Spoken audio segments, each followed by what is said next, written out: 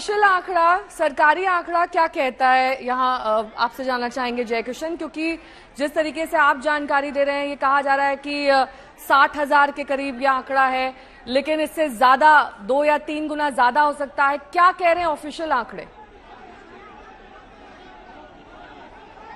देखिए, ऑफिशियल आंकड़े जो है उसके अंदर तकरीबन 13 लाख गायें जो है उनको इन्फेक्ट होना बताया गया है, 60,000 मौतें बताई हुई गई है। लेकिन हकीकत में ये जो आंकड़ा है नेहा वो बहुत ज्यादा है।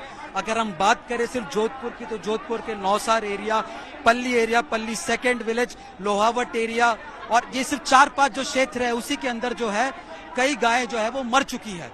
इनके अंदर जब हमारी टीम कुछ समय पहले पहुंची तो 4 से 5 हजार गायें तो सिर्फ इन 5-6 गांवों में पहुंच चुकी है। तो जब हमने अलग अलग जिलों से आंकड़े मैच करे और जितनी गायों को दफनाया गया तो पता चला सिर्फ 30 से 40 हजार गायें तो बीकानेर में मर चुकी है। जोधपुर के अंदर यह आंकड़ा 30 से 40 हजार का, तो सरकार जो ये आंकड़ा बता रही है वो तो मात्र 2 जिलों का है। बीजेपी का भी यही कहना है कि जब उन्होंने सर्वे करवाया नया तो ये आंकड़े तकरीबन 4.5 से 5 लाख तक का। आपको बता दूं कि राजस्थान, अगर पशुपालन की बात की जाए, 20th लाइव स्टॉक सेंसस के अनुसार 6ठे नंबर पे आता है राजस्थान पूरे देश के अंदर। पश्चिमी राजस्थान के अंदर जो आजीविका का जो बड़ा साधन है वो सिर्फ गाय है। एक गाय बेचकर जो है आम पशुपालक, गरीब पशुपालक अपना जीवन व्यापन करता है। लेकिन लगातार गायें मरती जा रही है, लगातार गायों की मौत हो रही है, इन्फेक्शन हो रही है, लेकिन कोई सीरियसली लेने वाला नहीं है। भारतीय जनता पार्टी 28 जुलाई को जो है तकरीबन 100 मौतों का आंकड़ा पार कर चुका था प्रदेश। आज ये 60,000 है कागजों के अंदर, हकीकत बहुत अलग है। आज बीजेपी सड़क पर आई है। यहाँ पर हम फिलहाल जो है सी स्कीम एरिया पे खड़े हुए हैं। सी स्कीम के अंदर 3 लेवल की बैरिकेडिंग की गई है। तकरीबन जो मात्रा है बीजेपी कार्यकर्ताओं की 6 से 7 हजार बताई जा रही है, चाहे सड़क हो चाहे सदन हो। लेकिन इसमें एक बात सच्चाई है, सरकार के जो आंकड़े हैं, जिस तरह से कोरोना के आंकड़ों को छुपाया जा रहा था, कोरोना से मौत के आंकड़ों को छुपाया जा रहा था, उसी तरह से गायों की मौतों को भी आंकड़ा छुपाया जा रहा है। वास्तविकता में यह आंकड़ा 3 से 4 गुना ज्यादा हो सकता है। नेहा, जयकिशन, इस बात में कितना दम है कि अगर वक्त रहते रोकथाम के तरीके ठीक तरीके से अगर इस पर प्रशासन जागती और कड़े नियम लागू करती तो ये आंकड़ा कम हो सकता था, इस वायरस को फैलने से रोका जा सकता था, या फिर कहीं ना कहीं इसमें एक तरीके से आंख मूंद ली गई है गहलोत सरकार की ओर से?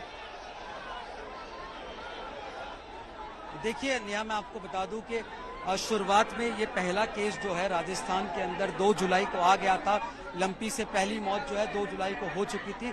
लेकिन 2-3 पॉइंट से मैं आपको बताना चाहूंगा। सबसे पहले जो पशुपालन विभाग है उसके अंदर 7600 से लेकर 6000 तक जो वैकेंसीज है वो खाली थी।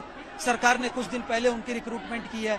जा रहा था पशुपालक वहां पे पशुपालन विभाग के अंदर के गायों को वैक्सीन दे दी जाए, लेकिन सिस्टम सो रहा था। जब भारतीय जनता पार्टी इस पर अग्रेसिव हुई तब जाकर कांग्रेस सरकार जागी और कांग्रेस सरकार ने उस मुद्दे को लिया। लेकिन अभी भी क्या हो रहा है नेहा कि 3 गाय जो है, 3 लोगों की टीम है, हर तहसील के अंदर बना दी गई है और जो देसी उपचार है, वैक्सीन की खरीद ज्यादा नहीं की जा रही। एक जो बड़ा आश्चर्य आपको जानकर होगा कि राजस्थान पहला ऐसा राज्य था जिसने गायों के कल्याण के लिए, बोवाइंस के कल्याण के लिए गौपालन मंत्रालय बनाया था, जिसके बाद हरियाणा ने भी गौपालन मंत्रालय बनाया था। राजस्थान पहला ऐसा प्रदेश है जिसने शराब पर उपकर लगाया, लैंड रेवेन्यू ड्यूटी पर उपकर लगाए। 20% आपको सेस देना पड़ता है गायों के कल्याण के लिए। अगर आप जमीन खरीदते 10% आपको उपकर देना पड़ता है। अगर आप शराब खरीदती है तो 2200 करोड़ रुपए उस उपकर से जो है राजस्थान सरकार ने 3 साल में कमाए। लेकिन जब हमने आंकड़ा जाना कि मार्च तक कितना सरकार ने पैसा खर्च किया था तो मात्र 5 करोड़ रुपए खर्च किया था। अब यह आंकड़ा 24-25 करोड़ तक पहुंच चुका है।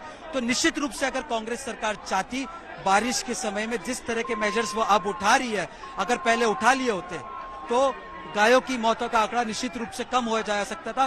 गायों को बचाने के 2 मेजर जो उपचार के जो तरीके थे उसमें से एक नया था कि साफ सफाई, दूसरा देसी दवाई जो वहां तक पहुंचाई जा सकती थी। लेकिन पशुपालन विभाग ऐसा करने में पूरी तरह से निष्फल हो गया है। जी, बहुत बहुत शुक्रिया। जयपुर से हमारे संवाददाता जानकारी देते हुए कि वहां पर प्रदर्शन लगातार उग्र होता जा रहा है लंपी वायरस में सरकार की लापरवाही को लेकर।